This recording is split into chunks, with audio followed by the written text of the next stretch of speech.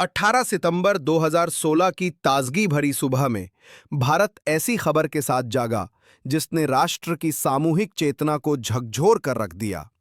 जम्मू और कश्मीर में नियंत्रण रेखा के पास स्थित उरी ब्रिगेड मुख्यालय पर हेविली आर्म्ड आतंकवादियों ने भोर से पहले हमला किया था, जिसमें 19 भारतीय सैनिक शहीद हो गए। टेलीविजन स्क्रीन पर धुआं, अफरा तफरी और शोक की तस्वीरें लगातार दिख रही थीं। राजनीतिक नेताओं ने निंदा भरे बयान जारी किए और पूरे देश में परिवार खामोशी में देखते रहे, क्योंकि ये घटना जल्दी ही भारतीय सुरक्षा बलों पर हाल के दशकों में हुए सबसे घातक हमलों में से एक बन गई। लेकिन सार्वजनिक आक्रोश और दुख से परे, इस हमले ने भारतीय सैन्य प्रतिष्ठान के भीतर कुछ गहरा जगा दिया। एक ऐसा एहसास कि राष्ट्र एक निर्णायक मोड़ पर पहुंच चुका है। सवाल अब यह नहीं था कि प्रतिक्रिया दी जाए या नहीं, बल्कि यह था कि कैसे दी जाए। नई दिल्ली के युद्ध कक्षों और देश भर में उच्च सुरक्षित कार्यालयों के भीतर चर्चाएं तेज हो गईं। भारत पहले भी कई बार सीमा पार आतंकवादी हमलों का शिकार हुआ था, लेकिन उरी की घटना का पैमाना और प्रतीकात्मक महत्व ये स्पष्ट कर रहा था कि एक सामान्य कूटनीतिक प्रतिक्रिया अपर्याप्त होगी। फिर भी कोई भी सैन्य कार्रवाई पूर्ण पैमाने पर युद्ध छेड़ने का जोखिम रखती थी। ये नाजुक संतुलन दृढ़ता दिखाने और युद्ध से बचने के बीच वो पृष्ठभूमि बना जिसके आधार पर एक लक्षित, सटीक, नियंत्रित सर्जिकल स्ट्राइक का विचार आकार लेने लगा। जो निर्णय अंततः लिया जाएगा वो भावनाओं से नहीं, बल्कि सूक्ष्म मूल्यांकन, रणनीतिक आवश्यकताओं और ठंडे गणितीय योजना निर्माण से पैदा हुआ था। अगले 10 दिनों में जो होने वाला था वो भारत के आधुनिक सैन्य इतिहास के सबसे सावधानीपूर्वक समन्वित विशेष अभियानों में से एक बनने वाला था।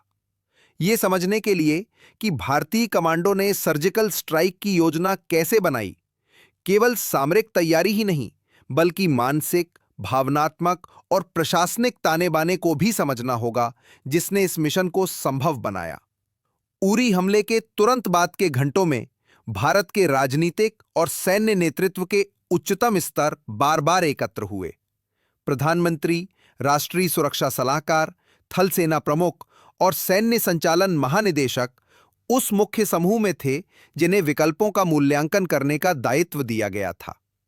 इन शुरुआती बैठकों में भी गोपनीयता सर्वोच्च प्राथमिकता बन गई। केवल कुछ चुनिंदा अधिकारियों को सीमा पार स्ट्राइक की संभावना के बारे में बताया गया। खुफिया एजेंसियों को निर्देश दिया गया कि वे नियंत्रण रेखा के पार स्थित आतंकवादी लॉन्च पैड्स पर उपलब्ध मौजूदा डेटा को अपडेट करना शुरू करें, जिसमें जनशक्ति की ताकत, गतिविधियों के पैटर्न, भूभाग की स्थिति और संभावित कोलैटरल प्रॉक्सिमिटी को समझने पर विशेष बल था। चर्चाएं अनुपातिक प्रतिक्रिया पर केंद्रित थीं।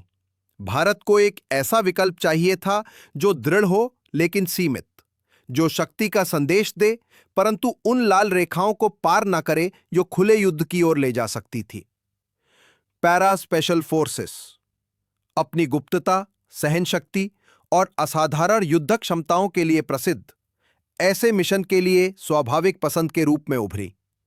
ट्रूप मूवमेंट्स, हथियार जांच या रिहर्सल से पहले नींव खुफिया और कूटनीति के माध्यम से रखी जानी थी। योजना जमीन पर कदम रखने से शुरू नहीं हुई, ये सूचना से शुरू हुई, विशाल मात्रा में जानकारी से, जिन्हें एजेंसियों द्वारा इकट्ठा किया जा रहा था और विश्लेषकों द्वारा छाटा जा रहा था, जिन्हें इतना सटीक चित्र बनाना था कि कमांडो दुनिया की सबसे अधिक सैन्यीकृत सीमाओं में से एक को पार करने का जोखिम उठा सकें। आधुनिक युद्ध में कोई भी विशेष अभियान तुरंत निर्णय लेकर नहीं किया जाता, ये खुफिया जानकारी से शुरू होता है। और सर्जिकल स्ट्राइक के मामले में यह चरण कई दिनों तक चला और इसमें अनेक सूचना स्रोतों की एक ऐसी मोज़ेक शामिल थी जिसे विश्लेषित, क्रॉस चेक और एक सुसंगत संचालन योजना में संयोजित किया जाना था। सैटेलाइट इमेजरी ने संदिग्ध लॉन्च पैड संरचनाओं की व्यापक रूपरेखाएं प्रदान की। भारतीय सीमा की सुरक्षित रेंज में उड़ते यूएवीज ने रात की गतिविधियों की हाई रेजोल्यूशन थर्मल इमेजें ली। इंटरसेप्ट्स ने आतंकवादियों और उनके हैंडलरों के बीच की बातचीत पकड़ी। सीमा गांवों में मानव खुफिया नेटवर्क ने उन सूक्ष्म विवरणों की जानकारी दी जो तकनीक कई बार नहीं पकड़ पाती, जैसे असामान्य गतिविधियों के पैटर्न, दिनचर्या में बदलाव या नए चेहरों का अचानक पहुंचना। अग्रिम चौकियों पर तैनात पेट्रोलिंग यूनिटों ने महत्वपूर्ण जमीनी इनपुट दिए। गार्ड पोस्टिंग में बदलाव, नए रास्ते या फेंसिंग में संशोधन जैसी जानकारियां। भूभाग मॉडलिंग विशेषज्ञों को हर महत्वपूर्ण ढलान, मोड़, चट्टान समूह, धारा या जंगल की रेखा को विश्लेषित करने के लिए शामिल किया गया, जो घुसपैठ मार्गों को प्रभावित कर सकते थे। पर्ण घनत्व, चंद्र चक्र और प्राकृतिक ध्वनि अवरोधक जैसे कारकों को ध्यान में रखा गया। खुफिया अधिकारियों ने बहुस्तरीय डिजिटल मानचित्र तैयार किए, जिनसे योजनाकार न केवल लक्ष्यों को बल्कि उनके आसपास की चुनौतियों को भी देख सकते थे। खुफिया चरण थकाऊ था, क्योंकि कमांडो इन इलाकों में रात के अंधेरे में हथियार, उपकरण और विस्फोटक लेकर चलने वाले थे, और ये सब दुश्मन चौकियों से बचते हुए करना था, जो हर 100-200 मीटर पर मौजूद थीं। उनकी सफलता इन मानचित्रों की सटीकता पर निर्भर करती थी। उनका जीवन इस खुफिया जानकारी की सटीकता पर निर्भर करता था। जैसे जैसे खुफिया जानकारी आकार लेने लगी, ध्यान उन कर्मियों के चयन की ओर स्थानांतरित हुआ जिन्हें स्ट्राइक को अंजाम देना था। भारत की पैरा स्पेशल फोर्सेज, जिन्हें अक्सर सिर्फ पैरा एसएफ कहा जाता है, देश के सबसे इलेट सैनिकों में गिने जाते हैं। कठोर प्रोबेशन से गुजरकर चुने गए स्वयंसेवक इन्हें सर्वाइवल, उच्च ऊंचाई युद्ध, निकट युद्ध, गुप्त ऑपरेशन, टोही और गहरी घुसपैठ की तकनीकों में प्रशिक्षित किया जाता है। इन यूनिटों में से छोटे स्ट्राइक टीमों को मिशन के लिए चुना गया। ये प्रक्रिया गुप्त थी। कई पैरा एसएफ सैनिक ऐसे प्रशिक्षण और तैनाती चक्रों में थे जिससे वे शारीरिक रूप से ऐसे ऑपरेशन के लिए तैयार थे। फिर भी मानसिक तैयारी, हाल के मिशन अनुभव, एलओसी क्षेत्रों से परिचित होना और अनुकूलनशीलता प्रमुख कारक थे। जिन्हें चुना गया, उन्हें उसी चरण में केवल उतनी ही जानकारी दी गई जितनी आवश्यक थी। इस ऑपरेशन को विशिष्ट बनाने वाली बात यह नहीं थी कि इलीट सैनिक चुने गए, ये तो स्वाभाविक है, बल्कि ये कि चयन मिशन की असाधारण मांगों के अनुरूप किया गया। घने जंगलों में अंधेरे में चलना, ध्वनि को न्यूनतम रखना, घंटों तक उपकरण ढोना, ऊंचाई के अनुरूप ढलना और चुपचाप काम करने की क्षमता बनाए रखना। जो कमांडो अंततः एलओसी पार करने वाले थे, वे केवल शारीरिक रूप से मजबूत नहीं थे, वे मानसिक रूप से भी अनुशासित थे। घंटों तक पूर्ण मौन बनाए रखने में सक्षम और अत्यधिक तनाव में स्प्लिट सेकंड निर्णय लेने के लिए प्रशिक्षित। वे हर कंटिंजेंसी के लिए तैयार थे। मार्ग बदलना, दुश्मन गश्त, मौसम में बदलाव या चिकित्सा आपात स्थिति। चयन के बाद पैरा एसएफ टीमें मिशन विशिष्ट अभ्यासों के चरण में प्रवेश कर गईं। एलओसी के पास के अग्रिम स्थानों को अस्थायी रिहर्सल जोन में बदला गया। इंजीनियरों ने नवीनतम खुफिया जानकारी के आधार पर लक्ष्य लॉन्च पैड्स की लगभग समान प्रतिकृतियां खड़ी की। संरचनाओं का बिल्कुल वैसा होना जरूरी नहीं था। महत्वपूर्ण यह था कि वे अनुमानित आकार, प्रवेश बिंदु, खिड़की स्थान और आसपास के भूभाग को दर्शाएं। कमांडो ने समन्वित प्रवेश और निकास, साइलेंट सेंट्री एलिमिनेशन, निकट युद्ध तकनीक और चार्ज प्लेसमेंट का अभ्यास किया। कई टीमें समानांतर काम करने वाली थीं, इसलिए समय समन्वय अत्यंत आवश्यक था। रात नेविगेशन के अभ्यास व्यापक थे। सैनिकों ने घंटे घंटे तक बेहद कम रोशनी में पथरीले इलाकों में चलकर भूभाग के प्राकृतिक कंटूर याद किए और बिल्कुल मौन में चलना सीखा। कैमोफ्लाज सत्रों ने उन्हें सिखाया कि कैसे भूभाग की छाया के साथ घुलना मिलना है और इंफ्रारेड सिग्नेचर कम करना है। चिकित्सा टीमों ने उन्नत फील्ड ट्रॉमा सिमुलेशन कराया, जिसमें गोली लगने, छर्रे की चोट, फ्रैक्चर और रक्तस्राव जैसी चोटों का तुरंत उपचार शामिल था। हालांकि उम्मीद थी कि इन कौशलों की आवश्यकता ना पड़े। जब कमांडो प्रशिक्षण में व्यस्त थे, लॉजिस्टिक्स अधिकारी पर्दे के पीछे लगातार काम कर रहे थे। किसी भी ऑपरेशन की सफलता योजना पर उतनी ही निर्भर करती है जितनी उसे अंजाम देने वाले सैनिकों पर। सब कुछ, उपकरणों से लेकर राशन तक, अनुकूलित किया जाना था। हथियारों का चयन विश्वसनीयता, वजन, शोर स्तर और संचालन उपयुक्तता के आधार पर किया गया। नाइट विजन उपकरणों का बार बार परीक्षण किया गया। विस्फोटक विशेषज्ञों ने ऐसे चार्ज तैयार किए जो संरचनाओं को निष्क्रिय कर सके पर अनावश्यक कोलैटरल नुकसान ना पहुंचाएं। राशन इस तरह से बनाए गए कि सैनिक कम वजन के साथ पर्याप्त ऊर्जा बनाए रख सकें। पानी के पैक, मेडिकल किट, छोटे संचार उपकरण, सप्रेस्ड हथियार, ग्रेनेड, रस्सियां और हार्नेस सावधानीपूर्वक तौले गए और वितरित किए गए। निकासी विकल्पों को नक्शों में रखा गया, लेकिन जानबूझकर लचीला रखा गया। हेलीकॉप्टर स्टैंड बाय पर थे, एलओसी पार करने के लिए नहीं, बल्कि भारतीय सीमा के इस तरफ आपात स्थितियों के लिए। यहां तक कि मौसम रिपोर्ट, चंद्रमा के चक्र और क्षेत्र में जानवरों की गतिविधियों का भी अध्ययन किया गया। गलत समय पर सूखी पत्तियों पर कदम पड़ने से भी जान जोखिम में पड़ सकती थी। योजना निर्माताओं ने जितना संभव हो सके उतने चर को समाप्त करने का प्रयास किया। जब जमीन पर सेना तैयारी कर रही थी, नई दिल्ली में कूटनीतिक तैयारी भी क्वाइटली जारी थी। प्रमुख वैश्विक साझेदारों को हमले और भारत के दृढ़ लेकिन जिम्मेदार तरीके से प्रतिक्रिया देने के इरादे की जानकारी दी गई। हर महत्वपूर्ण राष्ट्र को सही समय पर सूचित किया जाना था। उद्देश्य मंजूरी लेना नहीं था, बल्कि स्पष्ट करना था। भारत की कार्रवाई लक्षित, नियंत्रित और केवल आतंकवादी लॉन्च पैड्स पर केंद्रित होगी, नागरिक क्षेत्रों या सैन्य प्रतिष्ठानों पर नहीं। राजनयिकों ने अंतर्राष्ट्रीय बयानों पर नजर रखी, प्रतिक्रियाओं का आकलन किया और सुनिश्चित किया कि भारत नैरेटिव हाई ग्राउंड बनाए रखे। ये द्विपथ, सैन्य शुद्धता और कूटनीतिक तैयारी सुनिश्चित करता था कि ऑपरेशन न केवल सामरिक सफलता होगा, बल्कि रणनीतिक भी। जैसे जैसे स्ट्राइक विंडो करीब आती गई, कमांडो कवर्ड तरीके से एलओसी के और नजदीक पहुंचे। वे रात में यात्रा करते, कैमोफ्लाज्ड वाहनों में छिपकर या पैदल, और उन सभी रास्तों से बचते जिन्हें दुश्मन चौकियां देख सकती थीं। अंतिम दिन उन्होंने अग्रिम पोस्टों में बिताए, जहां वे मानचित्रों का अध्ययन करते, आराम करते और इंतजार करते। इंतजार किसी भी मिशन का सबसे कठिन हिस्सा होता है।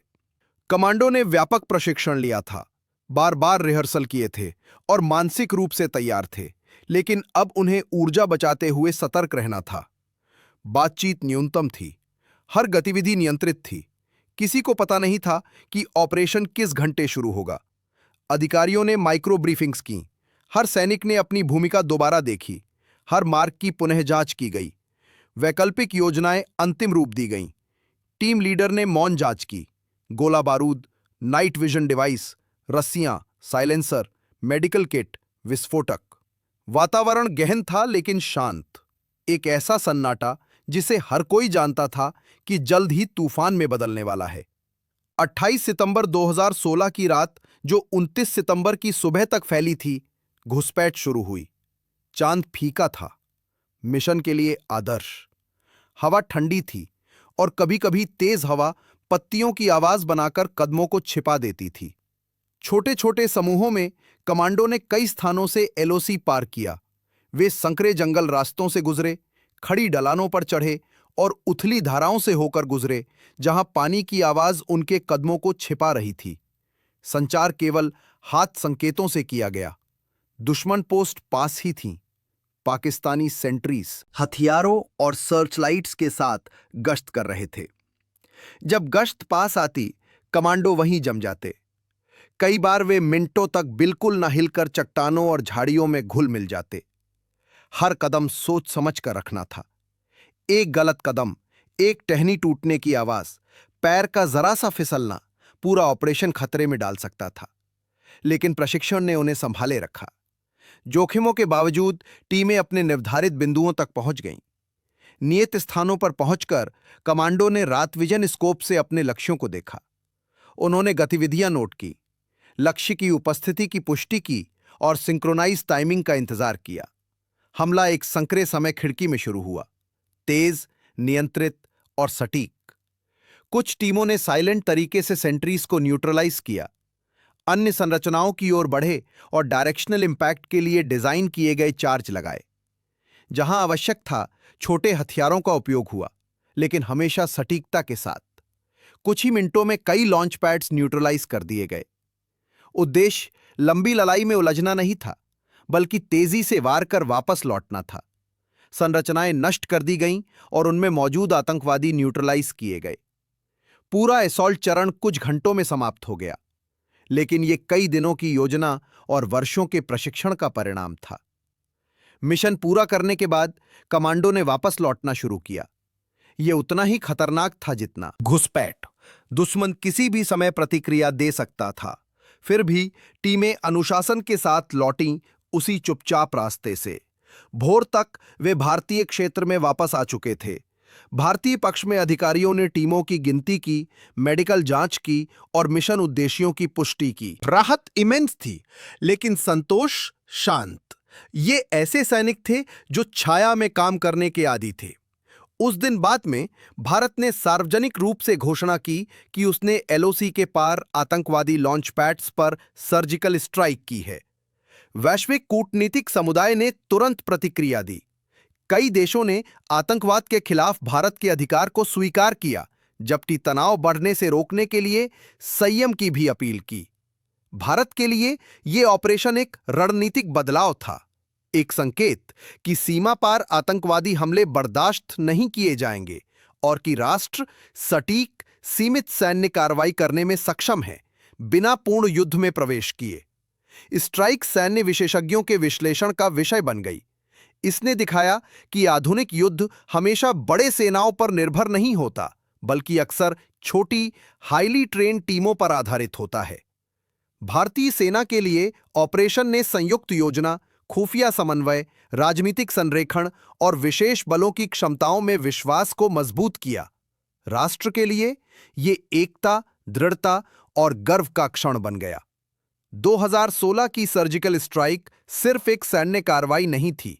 ये तैयारी, खुफिया एकीकरण, उच्च कूटनीति, सामरिक ब्रिलियंस और दृढ़ नेतृत्व की कहानी थी। ये धैर्य, सटीकता और प्रोफेशनलिज्म से आकार ली गई थी।